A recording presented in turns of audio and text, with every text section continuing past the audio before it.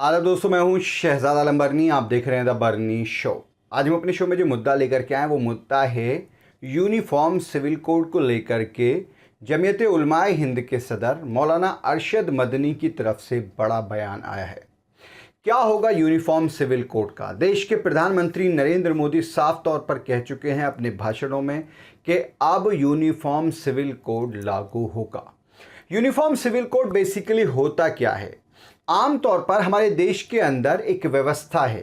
वो व्यवस्था है कि अलग अलग धार्मिक तौर पर कुछ चीज़ों को लेकर के अलग अलग कानून हैं, जैसे शादी का कानून, तलाक का कानून या उत्तराधिकारी का कानून, प्रॉपर्टी का कानून, किसका कितना हिस्सा होगा, इसको लेकर के अलग अलग धर्म के मुताबिक अलग अलग कानून हैं। इनको स्पेशल एक्ट्स के तौर पर बनाया जाता है, यानी मुसलमानों के लिए कानून अलग हैं, हिंदुओं के लिए कानून अलग हैं, क्रिश्चियंस के लिए, ज्यूज़ के लिए, सिखों के लिए, सबके लिए अलग अलग कानून हैं। और ये कानून जो हैं अब सरकार चाहती है कि ये सबके कानून एक जैसे हों, यानी शादी का जो कानून है वो सबके लिए एक जैसा हो। हालांकि मुसलमानों में शादी का तरीका अलग है, हिंदुओं में शादी का तरीका अलग है। इसी तरीके से डिवोर्स का हिंदुओं में तरीका अलग है, मुसलमानों में तरीका अलग है। लेकिन अब सरकार चाहती है कि कानूनी तौर पर सभी को एक तरीके से ट्रीट किया जाए, यानी जो कानून होगा, जो देश का जो कानून होगा, उसमें सबको एक समानता रखनी होगी। यानी सीधे तौर पर कहीं ना कहीं एक कानून लाने की बात हो रही है। अलग अलग धार्मिक तौर पर जो कानून इस्तेमाल होते हैं या जो कानून माने जाते हैं उनको ख़त्म किया जाएगा और उसकी जगह पर एक कानून लाया जाएगा। इसी को कहा जाता है यूनिफॉर्म सिविल कोड। अब ऐसे में देखने होगा कि क्या सभी धर्म इसको मानने को तैयार हो जाएंगे या फिर सारे धर्मों को सिर्फ एक ही धर्म के कानून पर लाया जाएगा। ये तो अभी तक इसका कोई मसौदा सरकार की तरफ से तैयार नहीं किया गया है। लॉ कमीशन की तरफ से सुझाव मांगे गए हैं अलग अलग समुदाय के लोगों से। इसी को लेकर के all India Muslim personal law board की एक मीटिंग थी जिसमें उसके सेक्रेटरी मौलाना अरशद मदनी भी पहुंचे थे।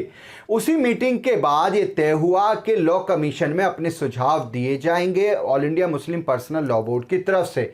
लेकिन जब एक सवाल उनसे पूछा गया कि अगर इसको ये बनता है, ये कानून लागू किया जाता है, तो मुसलमान उस पर किस तरीके से रिएक्ट करेंगे, जिसको लेकर के मौलाना अरशद मदनी ने बाबरी मस्जिद से लेकर के अब तक के हालात पर चर्चा की। मौलाना अरशद मदनी ने कहा कि हमारी मस्जिद छीन ली गई, हमने क्या कर लिया। अब अगर ये कानून लागू भी होता है तो इन हालात में मुसलमान कर भी क्या सकते हैं? ये एक बड़ा सवाल मौलाना अरशद मदनी ने उठाया है कि क्या वाकई में किसी के हाथ में कुछ नहीं बचा है। यहाँ तक कि मौलाना अरशद मदनी ने यह भी कहा कि हमारे सुझावों का कोई मतलब नहीं है। अगर 1,00,000 सुझाव भी हम वहाँ पर दे दें तो भी लॉ कमीशन वही करेगा जो सरकार चाहती है।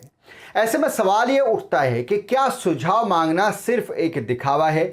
क्या वाकई में मौलाना अरशद मदनी को जो लगता है वो सही है? क्या वाकई में देश में हालात ऐसे पैदा हो गए हैं? आप इस पूरे मामले को किस तरह से देखते हैं? अपनी राय ज़रूर बताएं। वीडियो के नीचे कमेंट बॉक्स है, उस कमेंट बॉक्स में जाकर के अपनी राय हमें ज़रूर बताएं। आज के इस एपिसोड में इतना ही। हमारी आपसे रिक्वेस्ट है इस वीडियो को शेयर ज़रूर करें और हमारे चैनल को सब्सक्राइब ज़रूर करें। और आप हमें सोशल मीडिया पर यानी इंस्टा, ट्विटर और फेसबुक पर फॉलो करने के लिए वीडियो के नीचे जो लिंक्स दिए हुए हैं उन लिंक्स पर जाकर आप हमें सोशल मीडिया पर फॉलो कर सकते हैं। बहुत बहुत शुक्रिया।